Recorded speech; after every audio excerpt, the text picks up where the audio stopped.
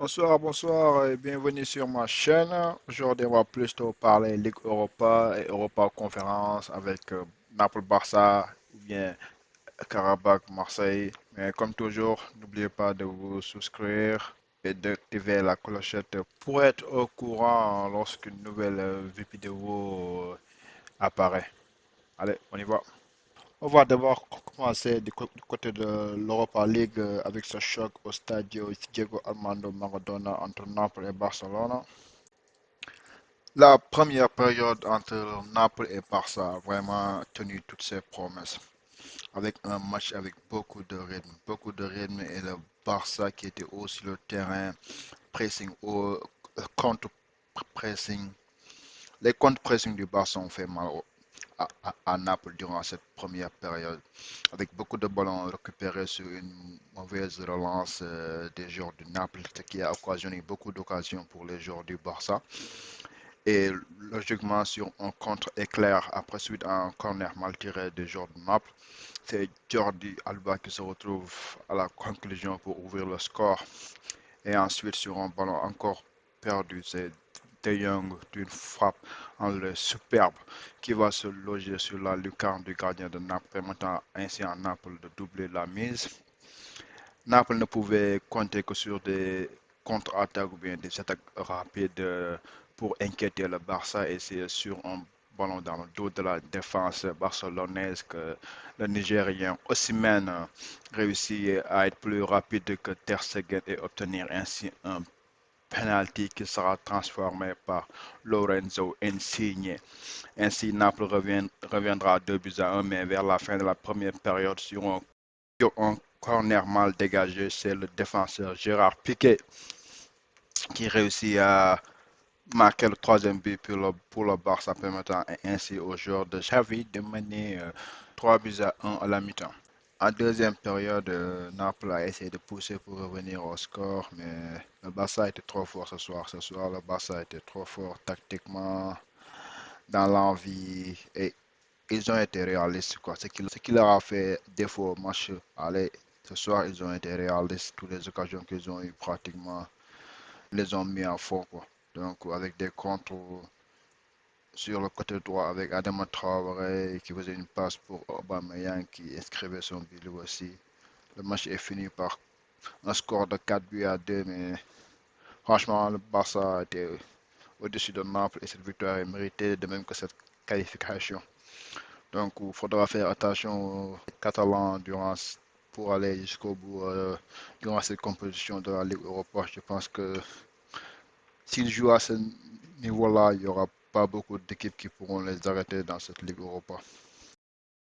Pour les autres matchs de la soirée, Rangers s'est qualifié aux dépens de Dortmund.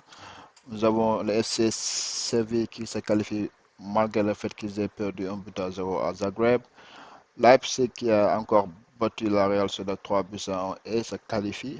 Le Barça qui se qualifie face à Naples.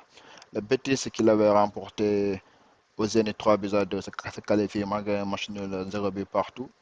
Porto, après avoir fait un match nul 2 buts partout, se qualifie car ils avaient gagné au match aller 2 buts à 1. L'Atlanta s'est défait de l'Olympiakos de Pape Abou 3 buts à 0 après 2 buts à 1 au match aller.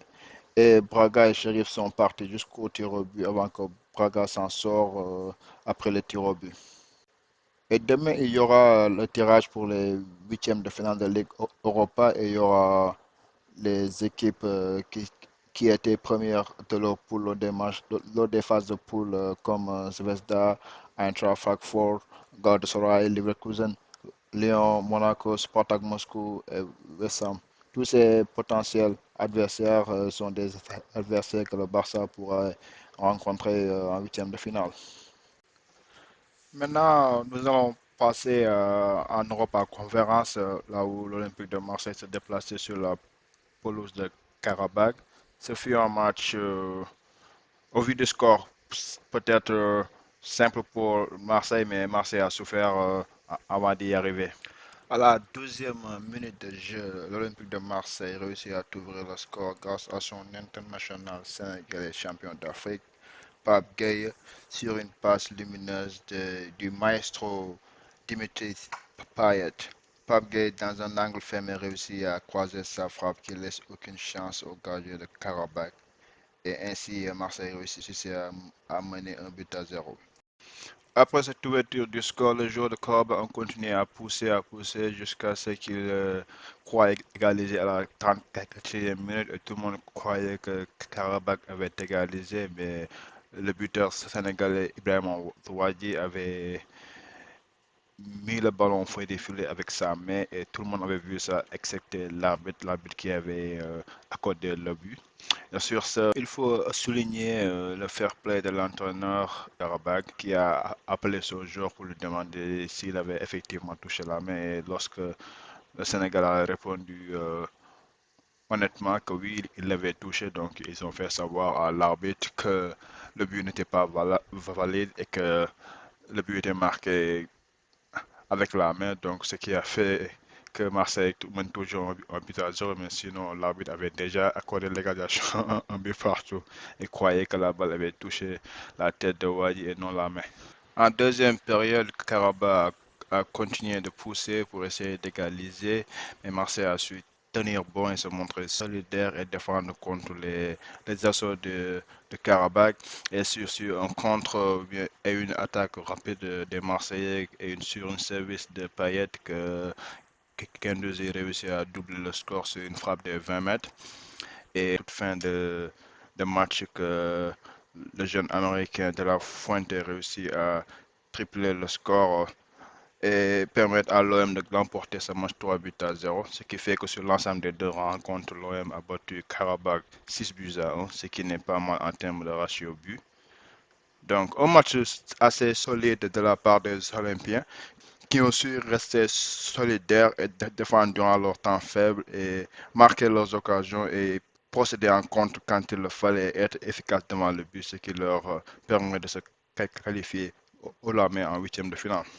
Pour les autres matchs de la soirée, Leicester est allé s'imposer à Randers 3 buts à 1, donc se qualifie avec une différence de 7 buts à 2. Partizan Belgrade s'impose 2 buts à 1 et se qualifie aux dépens du Spartak Prague. Vitesse Arnhem s'impose 2 buts à 0 et se qualifie aux dépens de Rapid de Vienne. Board et Klim se défait de Celtic 5 buts à 1 sur les deux matchs et se qualifie aussi pour le second tour. Le Slavia Prague a dominé Fenerbahçe 3 buts à 2 avec un agrégé de 6-4 pour le second tour. Et enfin, le PAOK a réussi à se défaire du Midtjylland au tir au but, 5 tirs au but à 3. Et le dernier entre Maccabi Tel Aviv et le PSV se soldaient par un match un but partout. Mais comme le PSV l'avait emporté au match aller, un but à 0, c'est le PSV qui va passer. Donc le tirage aussi aura lieu demain et les premiers de groupe lors des matchs de poule étaient AZ Alkmaar, le FC Bâle, Copenhague, Feyenoord, Rotterdam, Gent, Lask, Rennes et la Roma. Toutes ces équipes sont des potentiels adversaires pour l'Olympique de Marseille. Donc le tirage sera à suivre demain. On vous tiendra au courant. On termine ce débriefing avec le match en retard en Angleterre entre Arsenal qui a réussi à battre 2 buts à 1 Wolverhampton avec des buts de Nicolas Pepe l'Ivoirien et José Sa contre son camp à la 92e minute. Et avec cette victoire, Arsenal réussit à revenir à un point de la quatrième place avec toujours deux matchs en moins.